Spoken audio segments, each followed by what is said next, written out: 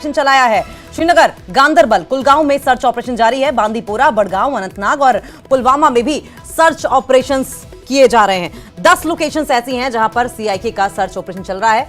अब तक 14 mobile phone, 1 laptop, आपत्तिजनक सामग्री बरामद की गई है।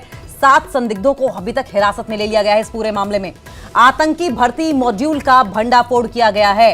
एक नवगठित आतंकी संगठन तहरीके लब्बैक या मुस्लिम का भंडाफोड़ किया गया है। लश्कर की उप शाखा बताई जा रही है टीएलएम।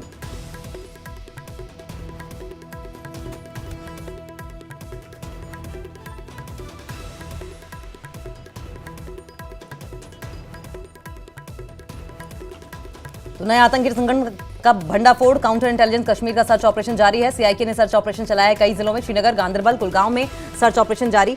बांदीपोरा, बड़गांव, अनंतनाग और पुलवामा में सर्च ऑपरेशन जारी है। 10 लोकेशंस पर सीआईके का सर्च ऑपरेशन जारी है। अब तक 14 मोबाइल फोन, 1 लैपटॉप, आपत्तिजनक सामग्री बरामद की गई, जबकि 7 संदिग्धों को हिरासत में लिया गया है। आतंकी भर्ती मॉड्यूल का ये बड़ा ऑपरेशन।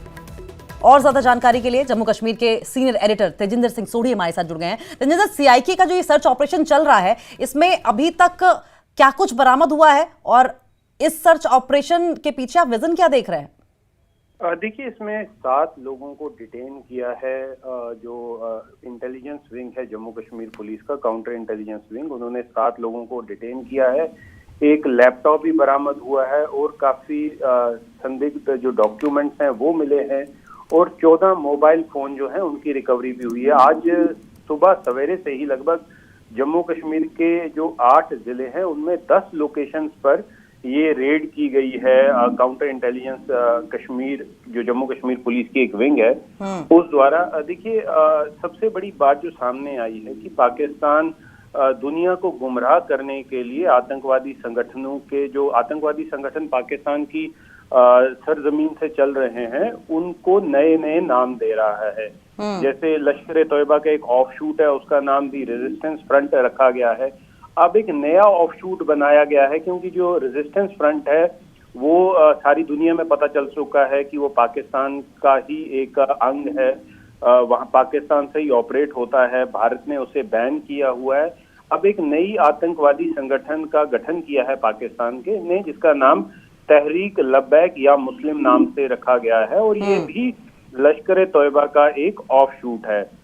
इस मॉड्यूल में जो कश्मीरी लड़के हैं जिनको रेडिकलाइज किया जाता है कि ये आतंकी संगठन ज्वाइन करें या इन आतंकी संगठन के आकाओं के कहने पे हमले करें, ये एक रिक्रूटमेंट मॉड्यूल चल रहा था जिसका भांडाफोड़ जम्मू कश्मीर पुलिस की सीआईके ने आज किया है, जिसमें लगभग 7 लोगों को अभी तक डिटेन किया है। अभी कई इलाके ऐसे हैं जहां पर रेड्स वगैरह चल रही हैं और हो सकता है कि और लोगों को हिरासत में लिया जाए, डिटेन किया जाए पूछताछ के लिए। एक गौरतलब बात यह है कि ये जो आतंकी संगठन है, इसका जो मुखिया है या जो मास्टरमाइंड है, वो पाकिस्तान में बसा हुआ आतंकवादी जिसका नाम बाबा अब्बास है, वो इस आतंकवादी संगठन का मुखिया है, सरगना है। और ये एक ऑफशूट है लश्कर तोयबा का। ये ऑफशूट इसीलिए बनाए जाते हैं ताकि जो ग्लोबल कम्युनिटी है वो पाकिस्तान पे शक ना करे। पाकिस्तान अपने आप को, जो पाकिस्तान की खराब छवि है दुनिया के सामने, उसे ठीक करने की कोशिश कर रहा है और ये दिखाने की कोशिश कर रहा है कि जम्मू कश्मीर में जितने भी आतंकी संगठन सक्रिय हैं वो जम्मू कश्मीर के इंडिजीनियस हैं, लोकल संगठन हैं। इसलिए इस तरह का जो नए नामकरण किए जाते हैं आतंकी संगठनों के लिए। जी तेजिंदर, जम्मू कश्मीर के गांदरबल में जिस तरीके से मजदूरों पर अटैक हुआ था, उसके बाद से ही मजदूरों की सुरक्षा को लेकर सवाल उठे और हमने देखा कि सुरक्षा बढ़ा दी गई। लेकिन जिस टनल को लेकर बात हो रही थी तो सवाल ये भी उठ रहे थे कि इतनी क्या इंपॉर्टेंट है, स्ट्रेटेजिक लिहाज से उस टनल का उपयोग क्या है, क्या रेलेवेंस है, ये भी हमें जरा समझाएं। देखिए, परसों शाम को जिस जगह पर गगनगीर नाम के इलाके पे जो आतंकी हमला हुआ, जिसमें 7 बेगुनाह लोगों को मार दिया गया, वो टनल जो है वो जम्मू कश्मीर को लद्दाख के साथ जोड़ेगी। लद्दाख का जो अभी जम्मू कश्मीर के साथ रोड कनेक्टिविटी है वो साल में लगभग 4 से 5 महीने के लिए बंद हो जाती है भारी बर्फबारी की वजह से। जोजिला पास जो है वो बंद हो जाता है, जिससे वहां पर ना तो सेना के काफिले ना सेना के लिए रसद लाइन ऑफ एक्चुअल कंट्रोल पे जा सकती है। ये जो टनल बनेगा जिसे जेडमो टनल नाम दिया गया है, ये टनल लद्दाख और जम्मू कश्मीर को 12 महीने जोड़ के रखेगा। ऑल वेदर कनेक्टिविटी रहेगी, चाहे बर्फ हो बारिश हो, तो रोड जो है वो थ्रू रहेगा, जिससे सेना की रसद, सेना के हथियार, सेना की कॉन्वॉय लद्दाख आने जाने में उनको सहूलियत होगी। और जो लद्दाख के लोग हैं उन्हें भी 12 महीने के लिए ना सिर्फ जम्मू कश्मीर लेकिन पूरे देश के साथ रोड कनेक्टिविटी रहेगी। तो अगर ये टनल बन के जब काम पूरी हो जाती है तो लद्दाख का जो सफर का टाइम जितना लगता है वो भी कम होगा। तो इसीलिए आतंकवादी नहीं चाहते कि ये जो कनेक्टिविटी के प्रोजेक्ट चल रहे हैं वो पूरे हों, इसलिए वहां पर आतंकी हमला किया गया। रही बात जो आप कहते प्रवासी मजदूरों की, उन्हें अतिरिक्त सुरक्षा दे दी गई है वहां पर, जहां पर मजदूरों की, प्रवासी मजदूरों की कॉलोनीज हैं, जहां पर वो रह रहे हैं, वहां पर पुलिस द्वारा गश्त जो है वो बढ़ा दी गई है। हालांकि ऐसी खबरें भी आ रही थी कि कुछ प्रवासी मजदूर जो हैं वो कश्मीर घाटी को छोड़ के अपने जो उनके इलाके हैं वो वहां वापस जा रहे हैं, लेकिन आज जम्मू कश्मीर प्रशासन ने इस बात को बिल्कुल नकार दिया है और ये कहा है कि वो लोग बेशक जा रहे हैं लेकिन वो जो आने वाली दिवाली का सीजन है वो दिवाली मनाने अपनी फैमिली के साथ जा रहे हैं। इसमें इस आतंकवादी हमले का कोई रोल नहीं है। हालांकि आतंकवादी हमले के बाद डर का माहौल तो है प्रवासी मजदूरों में, लेकिन जम्मू कश्मीर प्रशासन, एलजी एडमिनिस्ट्रेशन, जम्मू कश्मीर की नई चुनी हुई गवर्नमेंट, जम्मू कश्मीर पुलिस इस बात को सुनिश्चित कर रही है कि ये जो परसों घटना हुई है वो रिपीट ना हो और पूरे प्रवासी मजदूरों को पूरी तरह से सुरक्षा दी जाए। जी तेजिंदर, जिस तरीके से ये अटैक हुआ है, हमने पहले देखा था कि सेना के कॉन्वॉय पर अटैक किया जाता था, लेकिन ये सिविलियंस पर अटैक था। ये क्या किसी तरह का कोई मैसेज देने की कोशिश की जा रही है? और इस तरह के जो कंस्ट्रक्शन है जो जम्मू कश्मीर के डेवलपमेंट में मदद कर रहे हैं, जिनसे जम्मू कश्मीर में बदलाव की बयार भी आनी है, मजदूरों को टारगेट करना, क्या यहां भी कोई बड़ा मैसेज या कोई डर का माहौल क्रिएट करने की कोशिश आतंकियों द्वारा है? आप किस तरीके से देखते हैं इन चीजों को? देखिए अंकिता, जो आतंकवादियों द्वारा मजदूरों पे हमला किया गया है उससे आतंकवादियों के दो पर्पस जो हैं वो सॉल्व होते हैं। आतंकवादी पहले सुरक्षा बलों के काफिलों पे हमला करते थे या उनके कैंप्स पे हमला करते थे, उसकी जवाबी कार्रवाई होती थी और जो आतंकी उसमें इन्वॉल्व होते थे वो मारे जाते थे। आतंकवादियों के कई लीडर्स या उनके कई काडर जो हैं वो इस तरह के आतंकी हमलों में मारे जाते थे क्योंकि सेना जवाबी कार्रवाई करती थी। लेकिन इन आतंकवादियों का जो मकसद है वो दहशत फैलाना है, इसलिए जो प्रवासी मजदूर हैं या जो इनोसेंट सिविलियन हैं उनको मारना बहुत आसान रहता है क्योंकि वो रिटेलिएट नहीं कर पाते, उनके पास अपनी सुरक्षा के लिए कोई हथियार नहीं होते।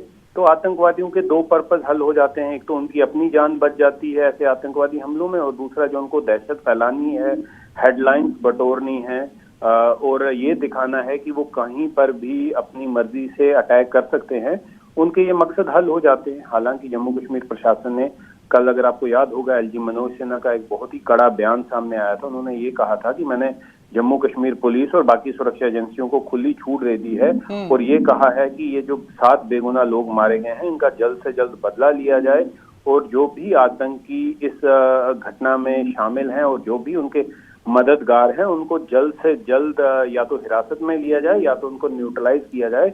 और ये भी कहा था कि आतंक के इस जो आतंक का नंगा नाच जो इन आतंकवादियों ने खेला है उनको इस तरह का सबक सिखाया जाएगा जो उनकी आने वाली पुश्तें भी याद रखें। तेजिंदर, जब आप बयानों की बात कर रहे हैं तो एलजी साहब के साथ अमित शाह का बयान और फारूक अब्दुल्ला के बयान की भी जिक्र कर लेते हैं और एनालिसिस, क्योंकि आप ज्यादा बेहतर बता पाएंगे। अमित शाह ने कहा कि दोषियों पर कार्रवाई होगी।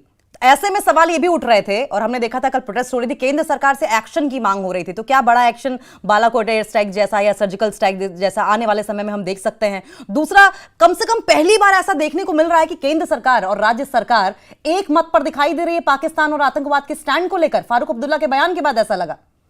देखिए, चाहे कोई भी पॉलिटिकल पार्टी हो जम्मू कश्मीर में, उन्हें ये स्टैंड तो बिल्कुल क्लियर करना पड़ेगा कि जम्मू कश्मीर में जो आतंकवाद पाकिस्तान से आ रहा है, पाकिस्तान का नाम लेना पड़ेगा और पाकिस्तान को ये बेनकाब करना पड़ेगा और पूरी दुनिया को ये दिखाना पड़ेगा कि हम आतंकवाद के मुद्दे पे एकजुट हैं। भारत का ये स्टैंड शुरू से क्लियर है कि जब तक पाकिस्तान से आतंकवाद जो पाकिस्तान प्रायोजित आतंकवाद है वो खत्म नहीं होता, तब तक भारत पाकिस्तान के साथ अपने जो रिश्ते हैं वो नॉर्मल नहीं करेंगे। तो कश्मीर में चाहे कोई भी पॉलिटिकल पार्टी हो जो शुरू से ये बात कर रही थी कि पाकिस्तान के साथ बातचीत की जाए, लेकिन बातचीत और आतंकवाद दोनों एक साथ नहीं चल सकते। तो पाकिस्तान में जिस तरह से पाकिस्तान आतंकवाद को बढ़ावा दे रहा है, फारूक अब्दुल्ला की नेशनल कॉन्फ्रेंस भी ये बात भली भांति जानती है कि जम्मू कश्मीर में जितने भी लोग मारे जाते हैं, जम्मू कश्मीर की जितनी भी समस्याएं हैं आज तक जो पिछले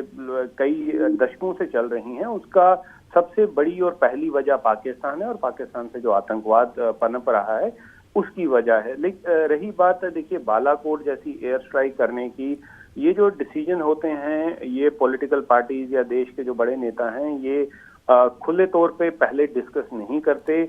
क्या स्ट्रेटेजी होगी वो भारतीय जो गवर्नमेंट है सेना के साथ या बाकी एजेंसीज के साथ डिस्कस करके उसका फैसला लिया जाएगा। लेकिन लोगों में इस तरह की डिमांड तो आ रही है कि टाइम आ चुका है, पिछले कई दशकों से जम्मू कश्मीर जो है पाकिस्तान द्वारा जो आग लगाई गई है, जो आतंकवाद भड़काया जा रहा है, उससे परेशान है और पाकिस्तान को एक करारा सबक सिखाने का समय आ चुका है। लेकिन ये इस पे क्या डिसीजन लिया जाता है वो सरकार और जो सुरक्षा एजेंसीज हैं, भारतीय सेना है, उन पे छोड़ा जाएगा। जी तेजिंदर, कल हमारे सहयोगी समीर भट्ट एक डिजीज के घर पहुंचे थे और उनकी बहन ने रोते रोते ये कहा कि पिछले 1 महीने से कश्मीर में जाने में डर लगने लगा है।